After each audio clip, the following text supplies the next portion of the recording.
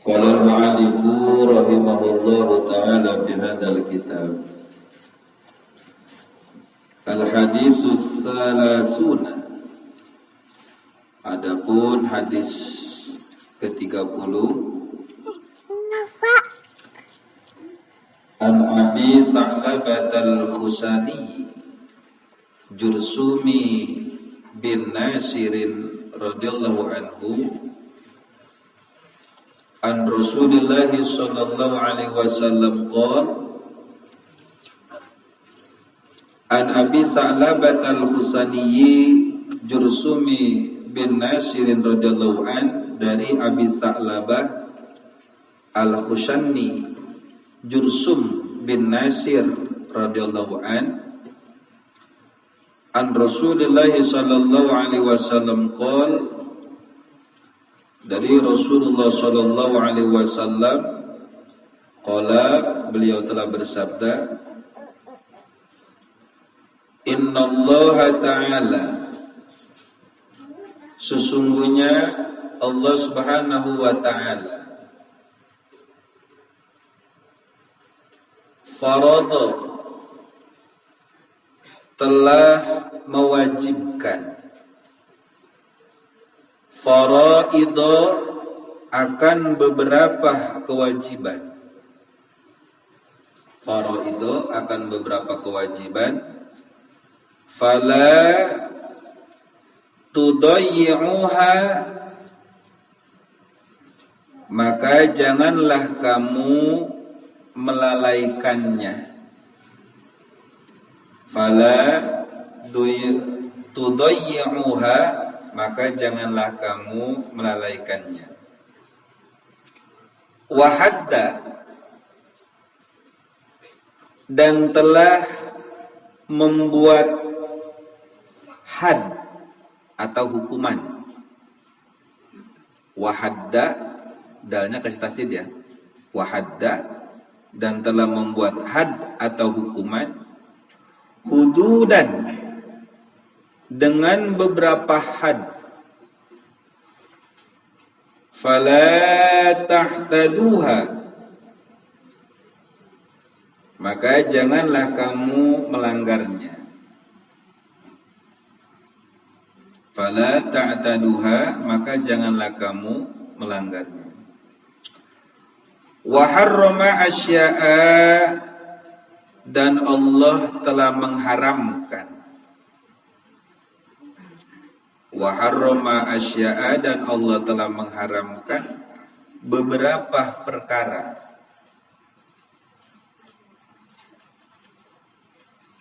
fala tantahikuha,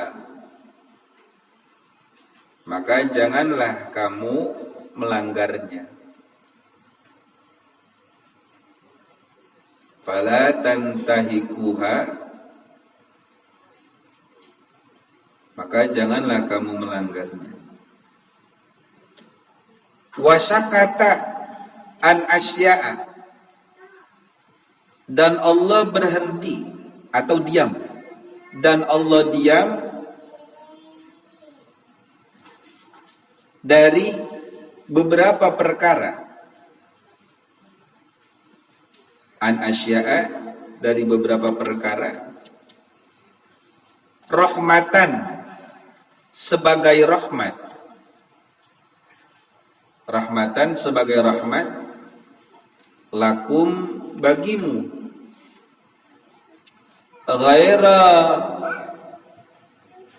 nisyanin, bukan karena lupa, ghaira nisyanin, bukan karena lupa, fala tabhasu anha, fala tabhasu anha, maka janganlah kamu mengoreksi tentang perkara itu, fala tanhasu anha, maka janganlah kamu mengoreksi tentang perkara itu. Hadisun hasanun, hadis ini hasan, rawahu hadis diriwayatkan Ad-Daraqutni, oleh Imam Daruqutni, wa ghairuhu, dan yang lainnya. Nah, ini hadis yang ke-30 dalam kitab Arba'in ini. An Abi Tha'labah al-Khushani Jurthumin bin Nasirin radhiyallahu an Rasulillah sallallahu alaihi wasallam qol. Jadi dari sahabat Abi Tha'labah al-Khushani Jurthum bin Nasir radhiyallahu an, beliau dari Rasulullah sallallahu alaihi wasallam, beliau bersabda, innallaha ta'ala farada faraidha fala tudayyi'uha. Bahwasanya Allah telah mewajibkan akan beberapa kewajiban kepada kita. Kata Nabi, fala tudayyi'uha, maka janganlah kamu melalaikannya. Jadi dalam beberapa kehidupan kita ini ada ketentuan-ketentuan hukum yang telah Allah wajibkan kepada kita. Di antaranya terdiri dari rukun Islam dan rukun iman. Maka dari kewajiban-kewajiban ini, kata Nabi, kita jangan melalaikannya. Walaupun faktanya dari kita ini tertipu sehingga kita banyak melalaikannya. Di antaranya kata Imam Ghazali, yang paling gampang kita lalaikan itu, perkara yang paling mudah ditinggalkan itu adalah sholat. Itu yang paling gampang dan paling disepelekan oleh manusia. Ya, banyak betul. Ini hati-hati, ini modal. Pokoknya dari segala sesuatu intisari, ini modal kita nih. Modal kita ini sholat. Kalau bahasa dagang, mustahil orang bisa berdagang kalau tanpa modal. Yang celakanya ini, modalnya nggak ada, habis. Mustahil dapat untung, modalnya aja habis.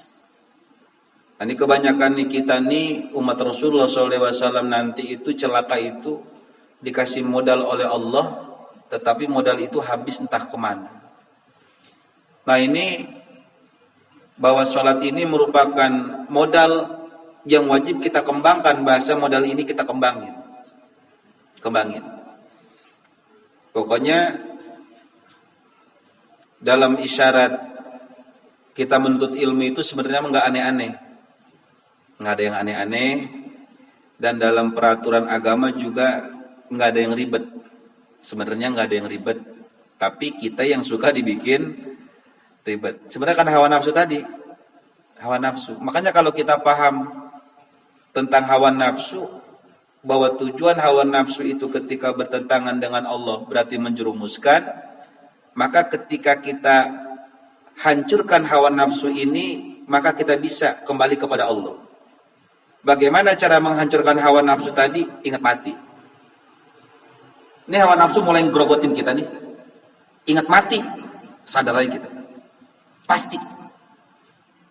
Ada kebencian, ingat mati kita, redah kebencian kita. Ada amarah, ingat mati kita, berhenti amarah kita.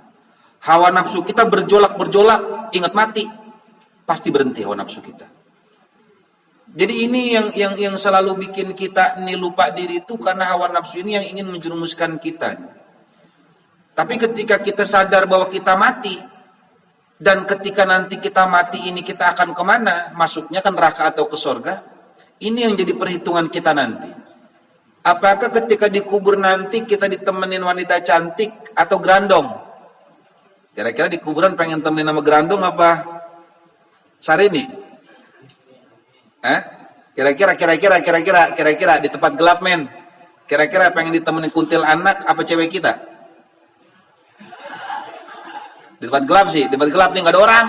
Di tempat gelap nggak ada orang, cuma kita doang. Ditemenin kira-kira mau sama gerandong, kuntil anak, apa sama cewek yang cewek yang kita sukain? Hah? Kan pasti dengan makhluk cewek yang kita sukain, dengan orang yang cantik. Nggak apa-apa lah kalau nggak ada orang, masa bodo amat, ya kan, malah lebih senang kita. Betul nggak, men? Tapi kebanyakan kita ditemenin sama gerandong, dasar udah takut, tempat gelap, disamperin sama kuntilanak. Kira-kira perasaan kita bagaimana? Waduh, kita mikir lagi. Oh iya. Makanya kalau akal kita sehat, kita ingat mati, beres urusan.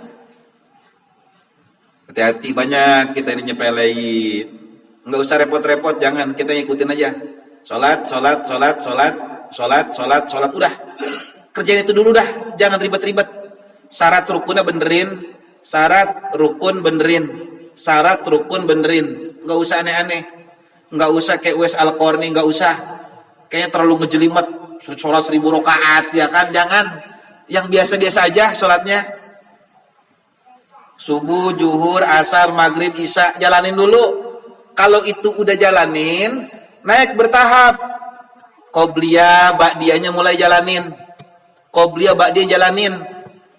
Nggak usah banyak nanya, nggak usah banyak bogol ngahayal, jangan. Aku pengen sholat, aku pengen sholat isya, nggak usah. Yang fakta aja dulu.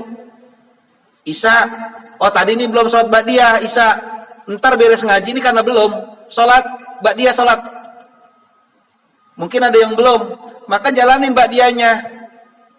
Jalanin, mulai, nggak usah simpel, nggak usah ribet-ribet, yang gampang-gampang aja. Nggak usah terlalu berapa, nggak usah 2 rakaat aja dulu. Witirnya beloman, biarin witirnya ntar dulu belakangan. Yang penting ini dulu jalanin. Jangan ente mikirin sholat tahajud, mikirin pengen sholat witir, tapi yang ba'diyahnya kagak dikerjain. Akhirnya witir kagak, tahajud kagak, ba'diyah kagak. Akhirnya nggak dijalanin. Ini hawa nafsu namanya. Ditipu kita oleh setan. Kemudian apalagi kewajiban-kewajiban kita, sholawat. Jangan nyampe ditinggal baca sholawat. Innallaha wa malaikatahu yusholluna 'alan nabi ya ayyuhalladzina amanu shollu 'alaihi wa sallimu taslima. Ini fardu ain, bukan fardu kifayah. Membaca sholawat hukumnya sama seperti kita sholat. Fardunya fardu ain. Kalau kita sebagai ngaku umat Rasulullah tapi kita nggak baca sholawat kepada Rasulullah, maka ibadah kita yang lain tuh nggak diterima, bohong. Awas, jangan ngaku-ngaku kita cinta Rasulullah tapi nggak sholawat. Biasain sholawat, nggak usah yang aneh-aneh, nggak usah banyak 10.000, 100.000, nggak usah. Biasain dulu baca 11 udah bisa, baca naikin lagi jadi 100 udah bisa, naikin 500. Baca.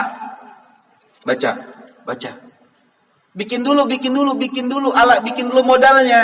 Kalau pengen dapat ilmu laduni, pengen dapat segala macam dari Rasulullah, ini jalanin dulu. Kita punya modal ini sholawat tuh lanuin. Jangan pernah dibiasain bercanda kalau lagi sholawat. Anak-anak kecil kita nih ajarin ke mereka. Kenapa? Kalau kita sholawat sudah bercanda, kalau kita sholawat sudah menyepelekan Rasulullah, maka pasti kita akan lebih sering lagi menyepelekan perintah orang tua kita. Ini perbandingan aja. Tolong jangan sekali kalian yang gede-gedenya menyepelekan sholawat. Hari ini kalian mungkin menyepelekan bahwa sholawat cuma sekedar baca sholawat sekedar begitu doang. Tapi entar ketika sakaratul maut, tidak ada lagi sesuatu yang lebih manfaat dari syafaat Rasulullah. Orang tua kita nggak bisa bantu, teman kita nggak bisa bantu, guru kita nggak bisa bantu, harta kita nggak bisa bantu, ilmu kita nggak bisa bantu, istri kita nggak bisa bantu, anak kita nggak bisa bantu. Yang bisa bantu kita cuma Rasulullah SAW. Udah, lu maju sini. Sholatnya di situ. Awas nih yang kecil-kecil nih.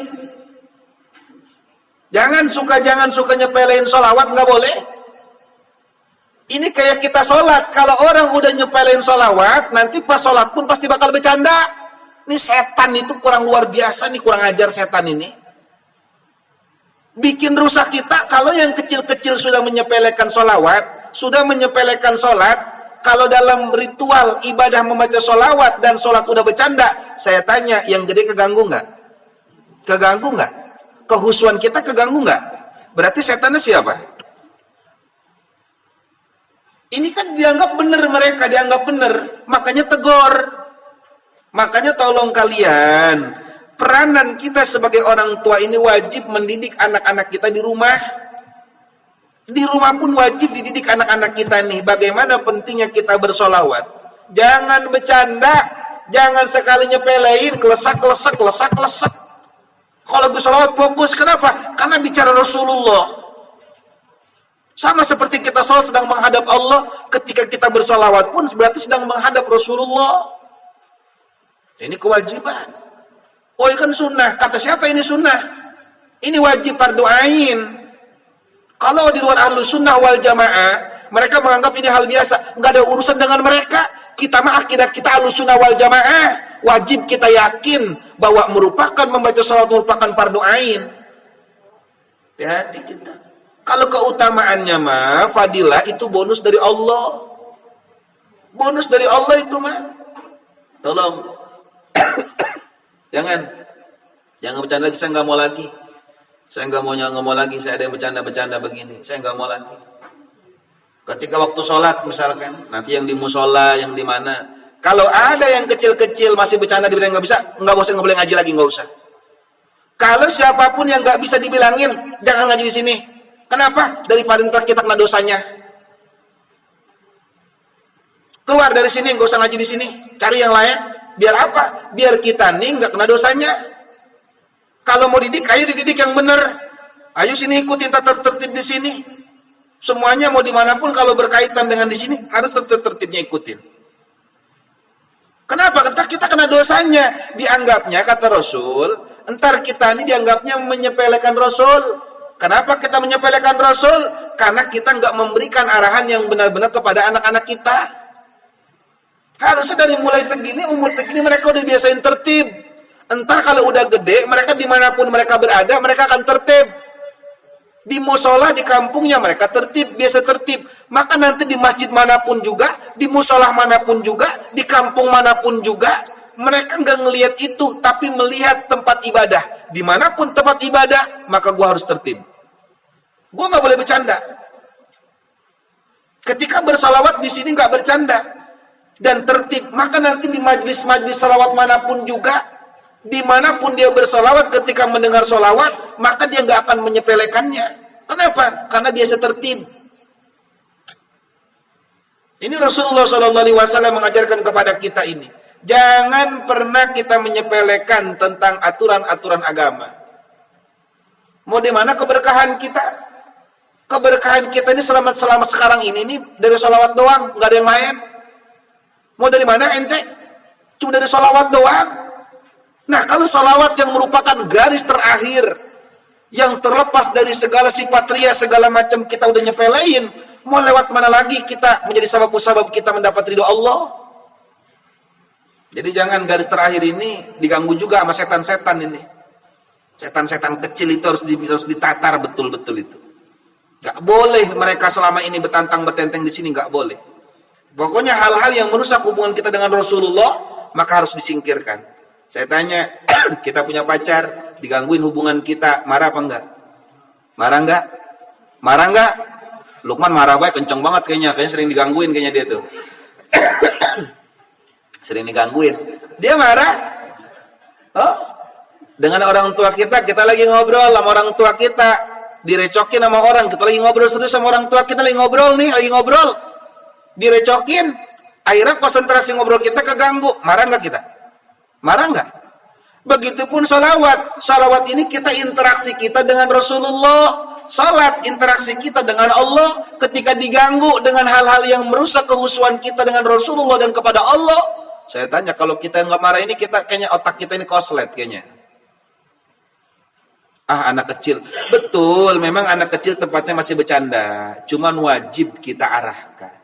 Kalau udah bicara konteks tempat ibadah, kalau udah masuk ritual sholat, masuk ritual salawat, diam. Tidak boleh lagi bercicilan, kecuali setelah itu diperbolehkan. Kenapa? Karena watak anak kecil nggak boleh kita rusak. Mereka tempatnya sedang masa-masa bercanda. Nggak boleh dihilangkan, itu hak mereka. Tapi kita arahkan yang benar. Boleh bercanda, ntar sesudah itu. Hari ini fokus dulu kita sedang bicara dengan makhluk yang mulia. Lantaran makhluk yang mulia ini kita diciptakan. Dengan lantaran makhluk yang mulia ini ada orang tua kita. Terlimbunlah kita bisa bernapas. Kita melihat siang hari, merasakan dinginnya air hujan, sejuknya udara yang begitu indah. Oh, anak-anak kecil kita arahin. Awas kamu, Del, hati-hati. Sanjaya segala macam. Hati-hati. Saya rela kehilangan kamu. Awas kamu. Jangan kamu pikir saya diam aja nggak marah. Nggak bisa. Karena lewat Rasulullah kita punya mereka. Lewat Rasulullah kita punya istri. Lewat Rasulullah kita punya orang tua. Ayo, bagaimana hubungan kita rusak? Jangan. Ini perkara-perkara yang luar biasa ini. Hati-hati. Jangan kita melalaikannya. Dan tolong kepada kalian juga, tolong wiridkan yang utama itu, wiridkan sholawat dan istighfar. Selain wirid-wirid yang lain pun perlu. Tapi yang paling perlu bagi kita, yang kuncian kita, yang modalnya, yang pokoknya adalah istighfar dan sholawat. Baca, yang paling nyaman sholawat apa kalian? Mau sholawat bidroro, silakan pakai sholawat bidroro yang paling nyaman, ikutin nyaman. Jangan dipaksain, nggak boleh, nggak bisa. Karena sholawat itu banyak jenisnya dan beragam. Pilih yang paling enak. Oh, sholawat Bika Malika nggak enak nih, jangan dipakai. Enaknya pakai sholawat Jibril, pakai sholawat Jibril. Oh, sholawat Jibril nggak enak, enakan nyaman pakai sholawat Mansub, pakai sholawat Mansub. Yang penting nyaman, baca. Yang penting istiqomah. Oh, semuanya nyaman. Kalau semuanya nyaman, bagi-bagi. Kalau kalian biasa baca 1000 sehari, kalian nyaman, maka bagi-bagi. Hati-hati tipu daya setan. Kita kadang dibikin semangat untuk bersolawat, tapi setan ntar ngerusak diri kita. Dengan cara apa? Dibikin kita rasa malas lagi. Rasa bosan kita untuk bersolawat. Sama seperti sholat. Makanya Rasulullah SAW dalam sholat pun menyontohkan kepada kita simple. Sholat Rasulullah itu cuma simple. Qobliyah Isya 2. Ba'diyah Isya cuma 2. Simple nggak? Simple. Maghrib, ba'diyah. Nggak ada qobliyah maghrib itu. Rasulullah itu nggak melaksanakan qobliyah. Tapi ba'diyah maghrib. 2 rakaat. Simple. Asyar. Qobliyah. Qobliyah asyar 4 rakaat. Zuhur 4 rakaat qobliyah. Ba'diyah 4. Simple betul. Subuh 2 rakaat. Qobliyah. Jadi nggak ada. Rasul tuh ngajarin kita itu nggak ada yang ngejelimet, nggak ada. Nggak ada yang ngejelimet, simple. Cuma nih perasaan kita nih yang dirusak oleh hawa nafsu yang setan ini bikin ngarahkan kita rusak, seolah kayak dibikin ribet. Jangan. Kecuali witir. Rasul kalau witir itu biasa 11. Nah itu kuncian tuh. Nggak boleh, kurang boleh, ngelewatin jangan. Jangan lewatin, jangan. Karena batas kita jangan lewatin Rasul. Kuncian kita itu simple. Banyak pardu-pardu. Baca Quran kadang kita juga. Jangan sembarangan baca Quran yang enak ya. Ya tolong, mudah-mudahan kalian dapat barokahnya tiap malam baca Quran. Amin. Ya, tiap malam bangunin orang jam 4 ya. Mudah-mudahan kalian barokah dapat, amin. Tapi tolong yang ikhlas. Jangan kalian merasa tertekan. Waduh, gue tertekan nih, gue harus baca Quran. Jangan, nggak boleh. Kalau kalian merasa tertekan, nanti mukjizat, kehebatan dari Al-Quran kalian gak dapat. Harus merasa senang. Kenapa? Ini adalah sesuatu yang diturunkan oleh Allah langsung. Kok kita sedang baca makalah? Saya tanya, makalah ciptaan siapa? Makalah ciptaan manusia, novel ciptaan siapa? Ciptaan manusia. Majalah-majalah, semua koran kita senang bacanya. Tetapi kenapa Al-Quran kita nggak senang baca? Langsung seharusnya kita bangga bisa membaca sesuatu yang langsung Allah turunkan. Lewat perantara malaikat Jibril diberikan kepada Rasulullah SAW. Maka bacanya kita itu nggak boleh terpaksa, halus senang. Kalau kita bacanya senang, nanti Allah memberikan karunia kepada kita. Apa? 1, suara bagus. Hari ini suara kita jelek, sember, kayak kaleng rombeng. Dengan bertahap kita senang bacanya, nanti Allah berikan kita suara bagus. Pelan-pelan, dengan sesuai dengan karakteristik kita. Yang penting tolong bacanya dengan perasaan senang, dengan perasaan happy, dengan perasaan sukacita, dengan perasaan gembira, jangan dengan perasaan tertekan karena seolah-olah merupakan tanggung jawab. Jangan. Bikin dengan bahagia cara bacanya. Jangan dibikin keterpaksaan, nggak boleh. Kenapa? Karena kita adalah umat yang paling utama. Kita umat yang paling afdol. Kita umat yang paling istimewa dibandingkan umat-umat yang terdahulu. Ingat, Al-Quran itu lengkap. Kita baca sesuatu yang lengkap, risalah lengkap. Kumpulan risalah dari para nabi yang terdahulu. Masa kita nggak bangga? Nah, jadikan mindset kita ini sesuatu hal yang luar biasa. Ini kewajiban kita. Mustahil kalau kita tidak membaca Al-Quran, tidak senang kepada Quran, maka mustahil kita akan senang dengan isyarat Islam. Syariat Islam itu kita bisa senang karena kita senang dengan isi buku tersebut. Ingat, syariat Islam isi dari muatan Al-Quran. Kalau kita bacanya udah ngedemen, bagaimana kita senang melaksanakan syariat? Ini kampung, doain kampung biar berkah, amin. Kampung biar berkah. Yang penting senang, tolong. Jam 4 kalian bangunin. Mau orang dengar mau enggak, kalian baca terus. Senang, orang ini akan senang. Senang. Baca, senang. Biasain, senang. Sholawat, senang. Tolong, tapi jangan ngasal bacanya juga. Ya, jangan ngasal bacanya. Yang benar, yang bagus. Bacanya yang bagus. Dengan hawa nafsu jangan. Dengan perasaan senang. Ya, jangan tergesa-gesa, santai. Ya, biar langsung ke hati kita dapat hikmah nanti. Hati-hati. Jangan.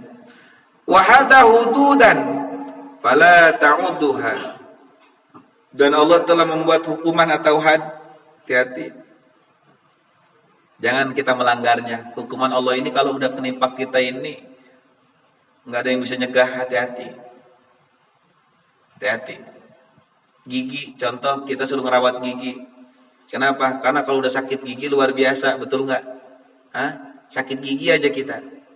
Ya Allah ya Rabbi, udah nggak bisa ngapa-ngapain, sakit gigi udah nggak enak ngapa-ngapain. Suruh jaga kesehatan kita, kalau udah sakit lah Allah. Ya udah nggak bisa ngapain, sakit doang, bener nggak? Ngerokok nggak enak ya, makan makanan yang enak jadi nggak enak tuh makanan. Ya Allah, hati-hati. Kalau udah hukuman Allah ditimpakan kepada kita, nggak bisa ngeles kita. Hati-hati. Nah, ini cara untuk menangkis serangan-serangan Allah. Hanya dua caranya. Satu, menghidupkan ya sunnah-sunnah Rasulullah. Yang keduanya kita banyak istighfar.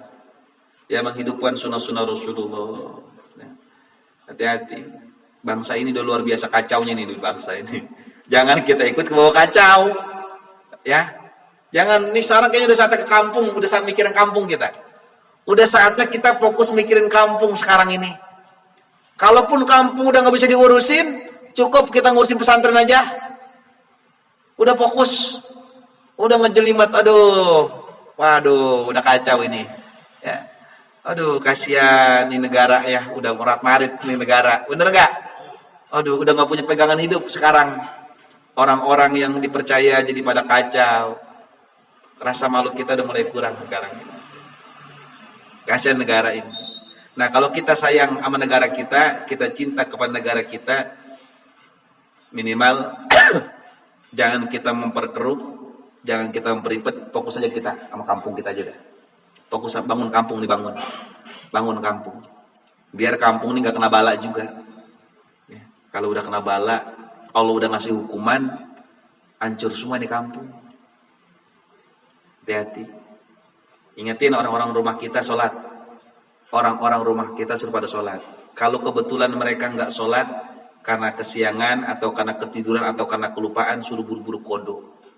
Ingat, kalau Allah sudah menimpakan suatu musibah di rumah kita, mohon maaf, apa yang mau kita harapin? Neraka, rumah kita udah jadi neraka. Kalau rumah kita udah jadi neraka, lah kita mau lari kemana lagi, saya tanya? Ini kampung mau jadi neraka, kita mau kemana? Rumah kita udah jadi neraka, kita mau lari kemana?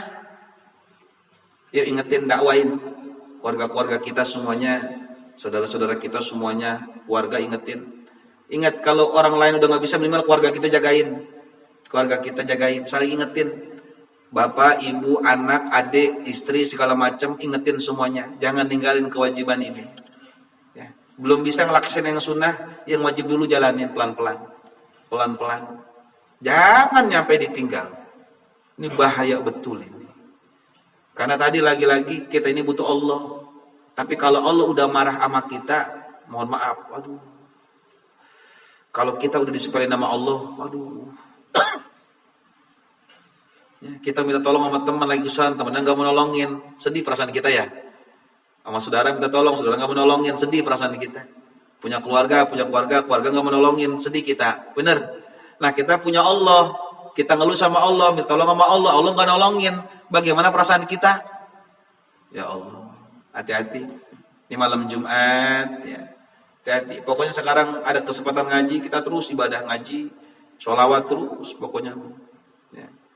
Lebih intensif. Kenapa lebih intensif? Karena azab Allah udah intensif ini. Turun ke Indonesia ini azab udah intensif ini, udah intensif, kita harus ngeri, udah ngeri. Minimal kita nggak bisa jaga kampung lain, kampung ini kita jagain. Harus lebih intensif. Ini kayaknya ada sesuatu bakal meleduk ini kayaknya nih. Saya takutin azab langsung coker. Karena ketidakadilan sekarang itu begitu luar biasa, kejahatan begitu luar biasa. Norma-norma agama dilabrak begitu luar biasa. Manusia-manusia yang nggak tahu malu mengatasnamakan agama udah begitu luar biasa. Nah, ini takutnya nih Allah diem-diem begini, ceker, baik. Mau lari kemana takut saya, mah. Mau kemana kita? Ulama-ulama udah turun loh. Ulama-ulama yang biasanya nggak pernah turun ke jalan, sekarang pada turun ke jalan kebanyakan itu. Kayak di Tasik kemarin tuh ulama itu nggak pernah itu nggak pernah turun ke jalan itu. Sekarang udah pada turun semua ulama-ulama ini.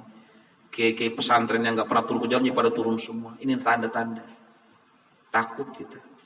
Kalau Allah udah ngasih azab, hukuman kepada kita manusia, nggak ada yang bisa mencegah kecuali Rasulullah SAW. Hati-hati. Wa harrama asya'a fala tantahikihuha. Dan Allah telah mengharamkan beberapa perkara, maka janganlah kamu melanggarnya. Jangan. Ya, ini kampung kita jaga betul, jangan saling gondok-gondokan nih.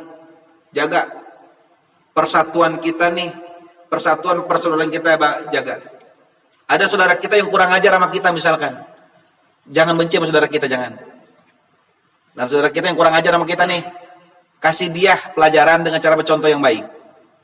Ikutin Rasulullah. Rasulullah itu cara ngancurin musuh gampang, kata Rasulullah. Kalau kalian ingin menghancurkan orang yang ngeselin, gampang. Caranya apa? Berbuat baik kepada dia. Berbuat baik, kasih. Ada orang jahat sama kita, baikin. Jangan dilawan jahat lagi. Nggak ada habisnya ini. Diharamkan kita bercerai-berai. Ini kampung. Ya, mudah-mudahan Allah nolong ini dakwah kita, amin. Mudah-mudahan Allah nolong ini perjuangan kita, Allah nolong dengan cara memberikan kesabaran kepada kita semua, ya, memberikan kekuatan lahir batin, meluruskan tekad kita, membersihkan hati kita. Itu pertolongan Allah kita butuhkan itu. Dengan wasilah Rasulullah Shallallahu Alaihi Wasallam. Tanpa Allah kita nggak bisa ini, nggak bisa tanpa Allah, tanpa Rasulullah nggak bisa, nggak bisa. Cuman Rasulullah yang kita harapkan ini. Karena kalau Allah ridho, Rasulullah tidak ridho, nggak bisa. Tapi kalau Rasulullah ridho, Allah nggak ridho, Allah bisa jadi ridho. Jadi syarat mutlaknya itu harus di Rasulullah. Tidak bisa langsung ke Allah, itu nggak bisa. Jadi harus syaratnya itu harus ke Rasulullah dulu. Makanya kenapa kita banyakin istighfar dan sholawat, agar kita bisa mendapatkan syafaat daripada Rasulullah SAW. Ngaji mah nggak seberapa, ngaji mah nggak terlalu penting. Yang penting itu prakteknya. Kita tahu begini, tapi nggak dijalanin, itu salah. Nah, sholawat ini merupakan praktek dari hasil ngaji. Kita berdakwah hasil ngaji, berbuat baik hasil ngaji. Ada orang jahat kita baikin hasil ngaji. Kita berupaya ini kampung agar kampung ini tidak terkena azab dari Allah, itu hasil ngaji namanya. Kita peduli dengan kampung, itu hasil ngaji. Hasil ngaji itu. Jangan sampai kita ngaji, tapi kita nggak dapat apa-apa. Hati-hati. Pokoknya yang kecil-kecil nih, tatar betul yang kecil-kecil nih. Pokoknya nih, sarang tahun nggak boleh ada yang betantang betenteng, anak-anak kecil itu. Karena kalau mereka udah betantang betenteng, dianggapnya bener, bahaya kalau dianggap bener. Nggak boleh anak-anak kecil nih. Gitu. Betantang betenteng nggak bisa bilangin, pinggirin. Kalau nggak bisa dibilangin. Tapi kalau bisa dibilangin, tertibin, suruh tertib. Karena perjalanan kita masih jauh banget. Visi misi kita masih jauh. Banyak yang harus kita kerjain. Jangan sampai hal-hal yang begitu ngegangguin konsentrasi kita, jangan. Banyak PR-PR kita masih banyak betul. Wasakata an asya'a, dan Allah diam tentang hukum-hukumnya, ya, dari beberapa perkara.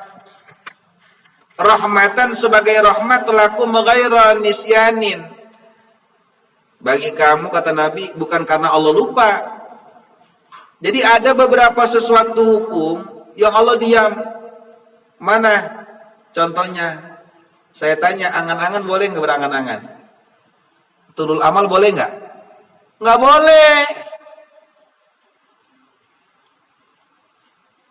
Panjang cita-cita ini nggak boleh. Panjang angan-angan ini nggak boleh. Tetapi kenapa seolah-olah Allah mendiamkan kita? Ini karunia buat kita. Kalau seandainya kita nggak dibikin lupa nih dengan mati, kenapa kadang kita pengen bangun anu? Karena kita ingat mati. Kita nggak ingat mati. Coba men, kalau ingat mati kita mau nggak kita nyari cewek? Mau ngapain nyari cewek besok mati? Ada rangsangan nggak? Saya tanya. Hah? Cahayu gabeng, kita mau produksi anak sebanyak-banyaknya. Saya tanya, kita ingat pikiran mati kira-kira. Mau nyingkap, wah ntar gue mati bagaimana? Gue gak jadi nyingkap dah. Nggak ada kenikmatan, kita mau ngerokok, mau beli rokok. Jangan. Kenapa? Tadi gue mati gue. Udah gak usah ngerokok. Kita mau beli apa gitu, mau ngopi segala macam, ingat mati. Waduh, ntar gue mati ngerokok, lu usah. Akhirnya nggak ngopi, nggak ngerokok, karena ingat mati. Saya tanya, kenikmatan itu hilang nggak akhirnya? Hilang. Kita mau berekspresi pun nggak usah. Kenapa? Karena ingat mati. Kita kalau nggak ingat mati nih, ya kalau kita seandainya kita nggak ingat mati, itu buktinya kita udah nikah. Kalau kita kemarin ingat mati belek, kayaknya nih ingat mati baik kayaknya nih. Lukman kayaknya kan ingat mati aja kayaknya nih. Jadi mau ini ntar mati, jadi mundur terus kayaknya dia. Ingat mati terus. Kenapa rata-rata orang kalau ingat mati hilang syahwat? Semua wali-wali. Contoh, Sayyidina Nabi Hasan As-Sajili, Thariqah As-Sajiliyah. Beliau itu punya segalanya, tapi dipikir, buat apa? Uwais Al-Qarni mau dikasih fasilitas sama Umar bin Khattab, nggak mau. Lah, buat apa? Syekh Abdul Qadir Jailani, Sultanul Aulia, karena patokan beliau itu udah Allah aja, udah mati aja, udah akhirat udah. Kan disebut mati, disebut mati. Ninggalin dunia disebut mati. Kenapa kok disebut mati? Iya, karena fokusnya meninggalkan akhirat, meninggalkan dunia untuk kehidupan akhirat.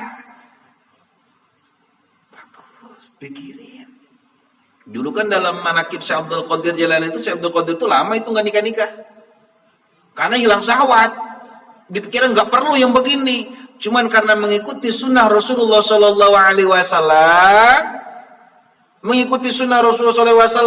akhirnya Syekh Abdul Qadir itu menikah sampai memiliki anak kurang lebih kalau nggak salah 60 apa 40 sebagian riwayat, 40 anak. Itu hilang semua tadinya. Banyak. Nabi Isa pernah ada petani. Kata Nabi Isa, ada petani lagi macul, umur 60, lagi macul aja. Kata Nabi Isa, ya Allah ya Tuhan. Nabi Isa mau ngelihat nih, bagaimana ketika orang kehilangan angan-angannya. Ketika dihilangkan angan-angan, dilupakan angan-angannya, tidak ada rencana ke depan, bagaimana? Doa Nabi Isa, ya Allah ya Tuhanku, hilangkanlah angan-angan dari orang itu. Hari itu tuh orang hari itu macul, nggak jadi. Itu pacul ditaruh, dia digeletak di tangannya. Pacul ditaruh, digeletak di tanah tuh kaki-kaki. Kemudian Nabi Isa setelah itu doa lagi, ya Allah ya Tuhanku, kembalikanlah ya Allah angan-angannya. Hari itu dia pegang macul, dia macul lagi tuh aki-aki. Akhirnya datang Nabi Isa kepada tuh aki-aki, ditanya, engkong, bahasa kita, kong, mau tadi lagi macul? Iya. Mengapa tadi digelatakin, kalau bahasa kita? Mengapa digelatakin dari paculnya? Terus engkau rebahan di tanah aja.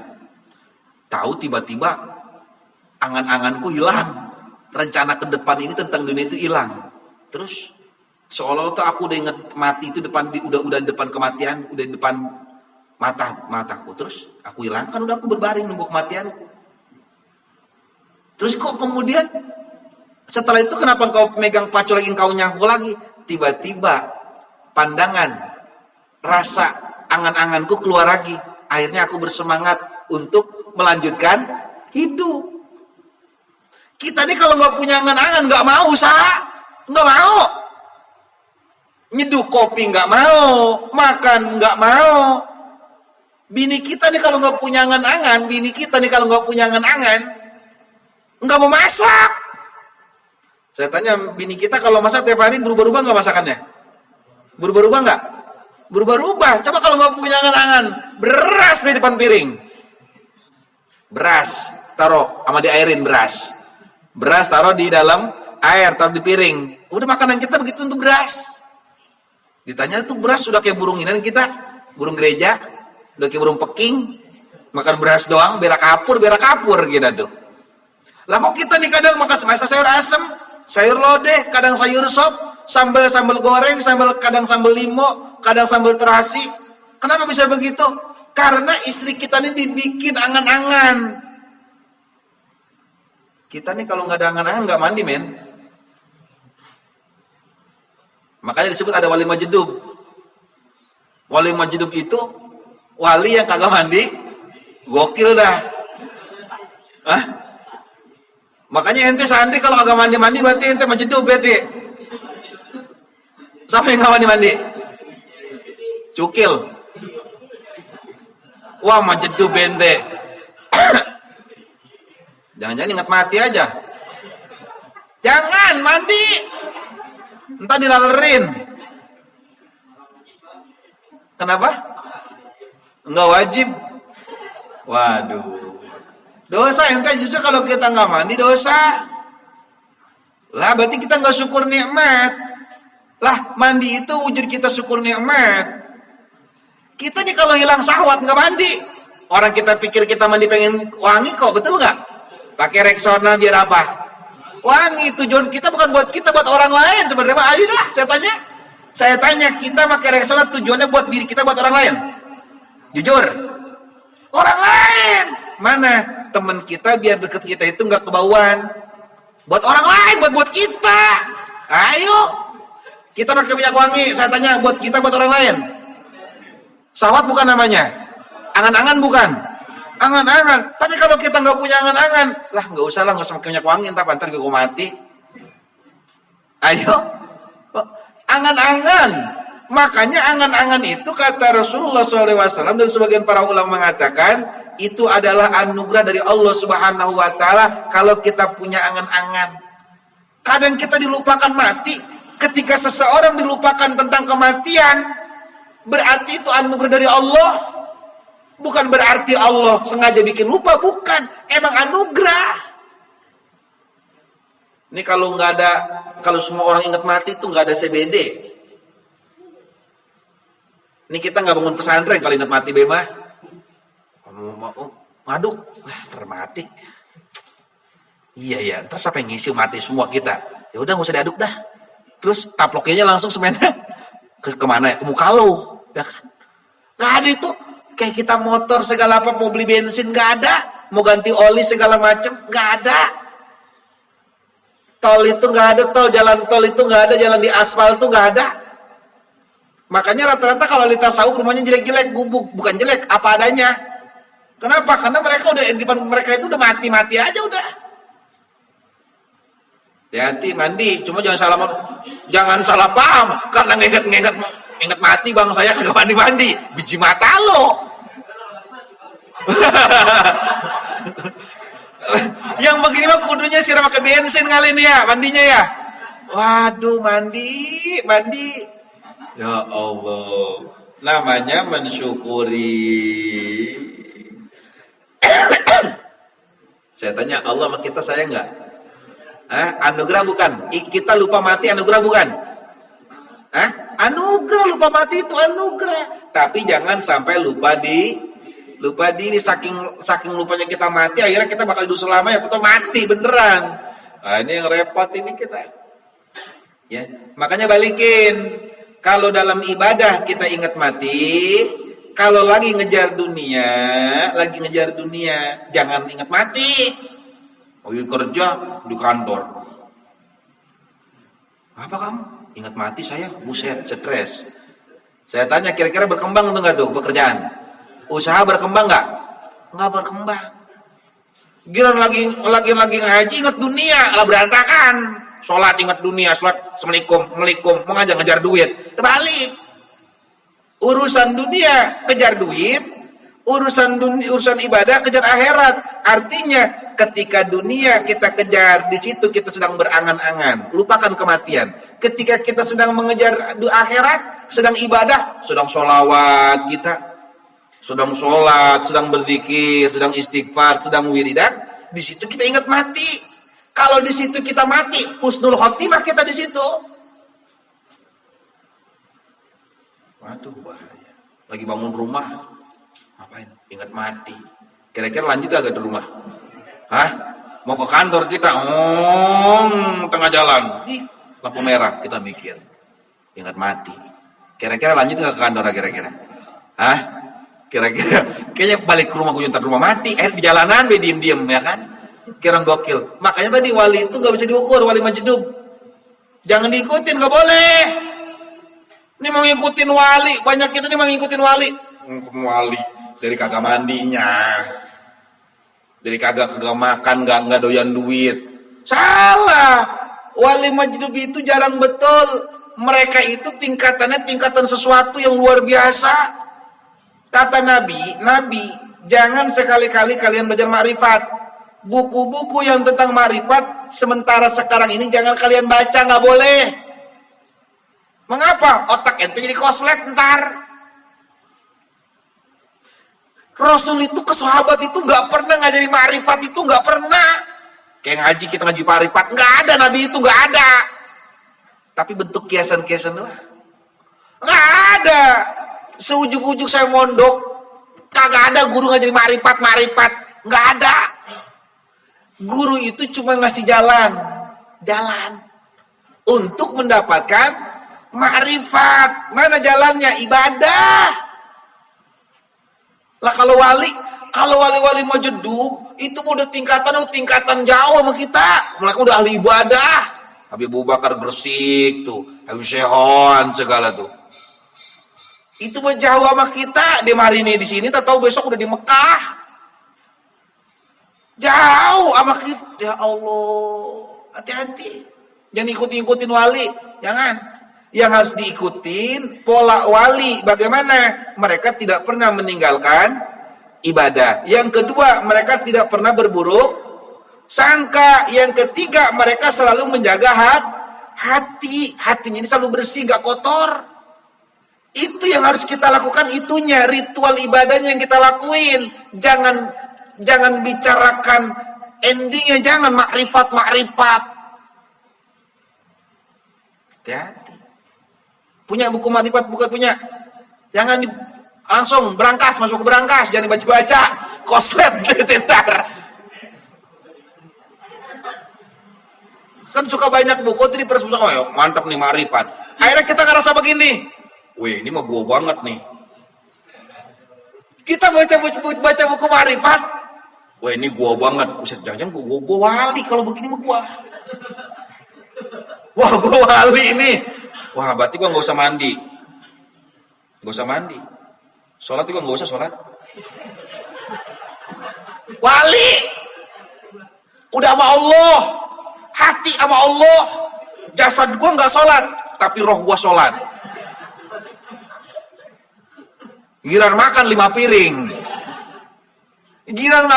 piring. Wah kok roh ente kan udah kenyang, jasad gua lapar, ya kan? PA nggak yang begini? Buku makrifat Buku Ma'rifat itu hasil seseorang. Jangan copy paste mulu, kita mau copy paste mulu. Jangan. Kita mah wajib kata Rasul ini, ulama-ulama guru-guru kita ngajarin kepada kita, jalanin ritualnya. Entar dapat bonus seperti ilmu laduni, hasil maksud segala macam. Kita dapat apa bahasanya? Disebut dapat keramat. Itu hasil daripada itu. Kalau bicara ma'rifat udah jauh daripada keramat. Hati-hati, awas Pong, men. Diki. Buku-buku ma'rifat jangan dibaca-bacain. Kalau mau baca buku ketupat. Cara bikin ketupat. Nah, boleh tuh. Bagaimana kok ini ketupat ada yang gepeng? Bikin. Bentar lagi Ramadan. Ya, jangan kayak saya, bikin ketupat aja kagak bisa.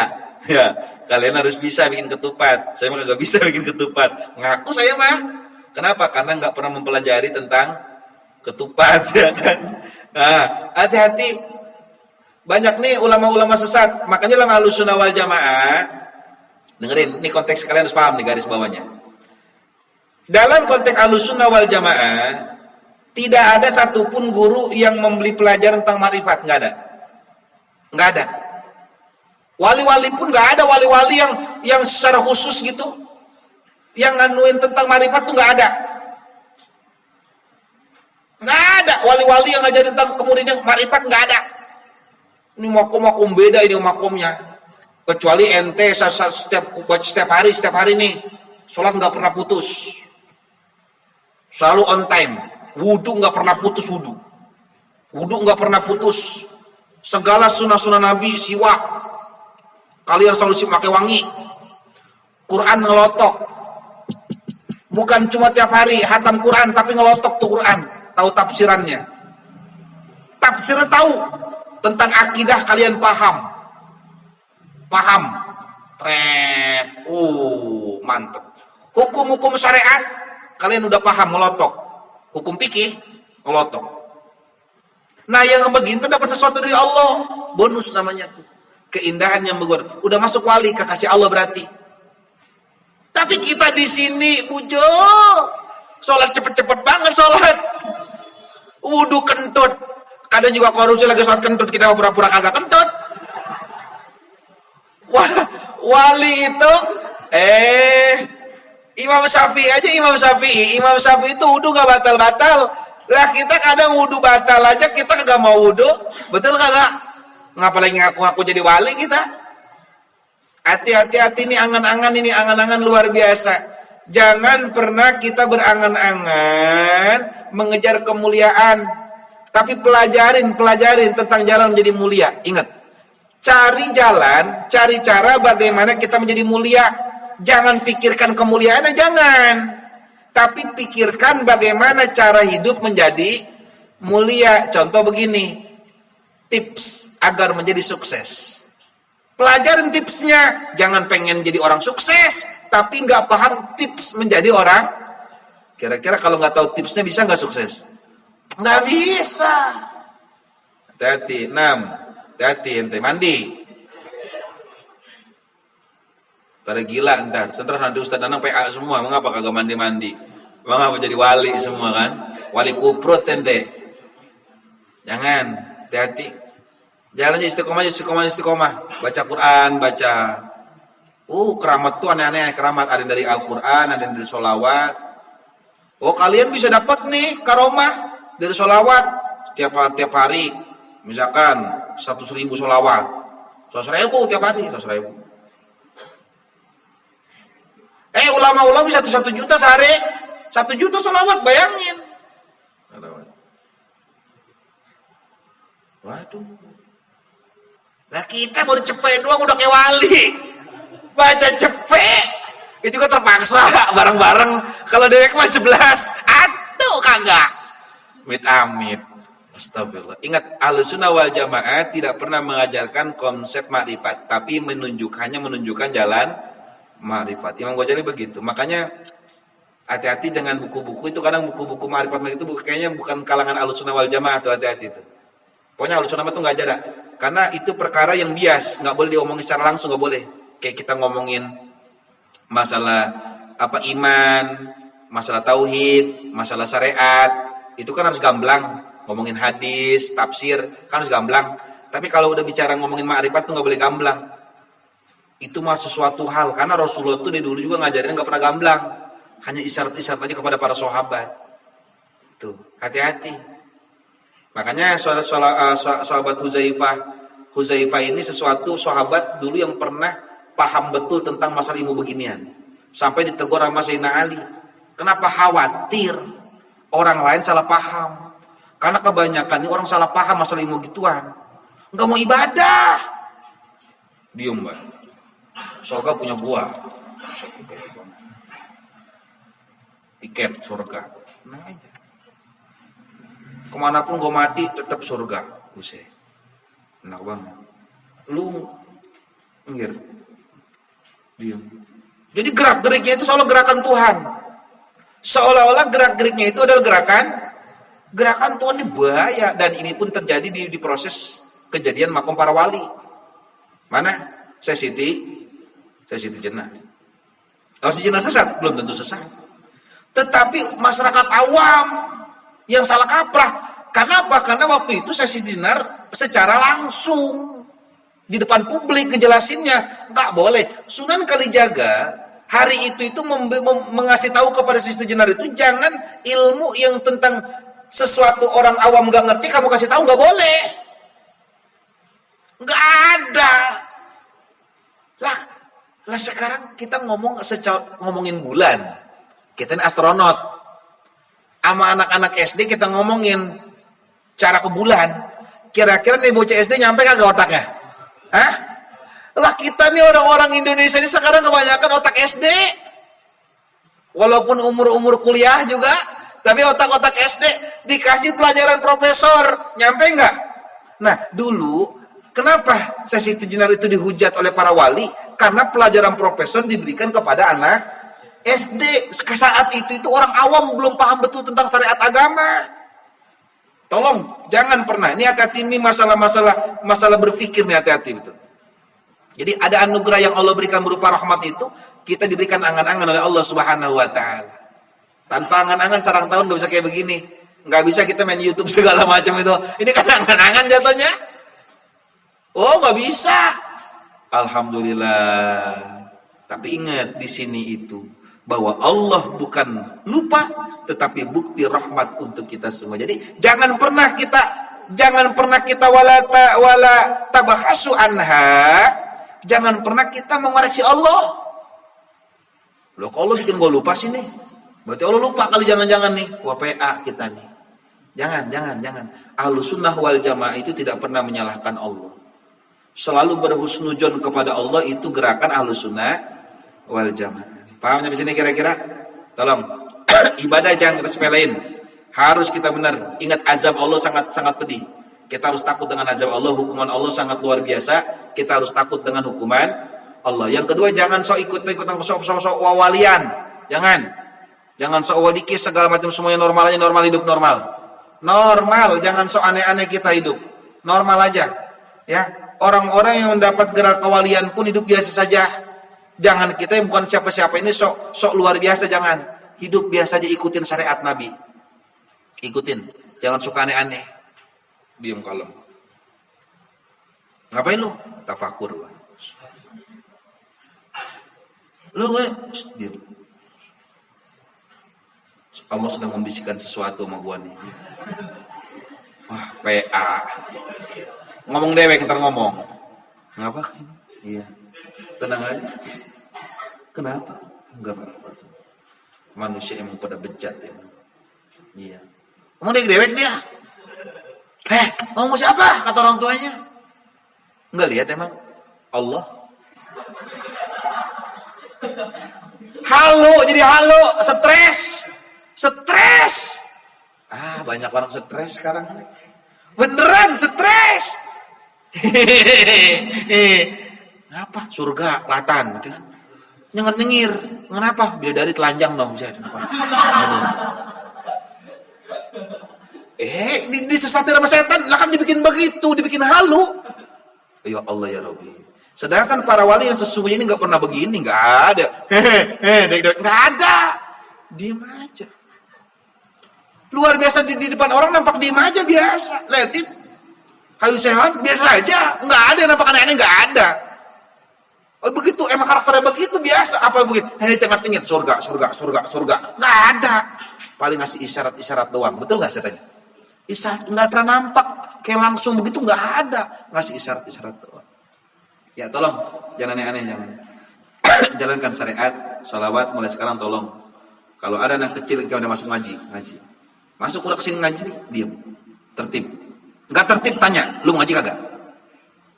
Mau ngaji, diam. Lu mau ngaji? Pulang. Tapi saksiin sama teman-temannya. Kalau nanti ada orang tua yang salah paham, ada saksi. Bahwa kita nggak pernah memberhentiin, tapi memang dia yang mau berhenti. Paham kira-kira? Nah, kita jangan sampai di sarang tawon, kita banyak proses panjang, tapi tadi kita disepelein jangan. Nah, kita harus didik anak-anak kita nih, adik-adik kita, mereka tertib semua. Tujuannya biar mereka paham bahwa pentingnya kita mengagungkan Allah dan mengagungkan Rasulullah SAW. Dan kita berharap bahwa nanti generasi kita di bawah nanti, generasi yang akan datang ini, ya, kita ini generasi-generasi yang hebat. Artinya generasi-generasi paham dan mereka ini bisa menghormati simbol-simbol agama, agar mereka tidak menyepelekan segala apapun yang berkaitan dengan agama. Mudah-mudahan bermanfaat dan mudah-mudahan kita selalu dijaga oleh Allah Subhanahu wa taala, dan mudah-mudahan senantiasa Allah pun memberikan taufik wal hidayah kepada kita dan kepada kedua orang tua kita dan seluruh keluarga kita dan seluruh tetangga-tetangga kita dan seluruh masyarakat kita, dan mudah-mudahan Allah melindungi diri kita dan seluruh keluarga kita, masyarakat kita dari segala azab dan musibah. Amin.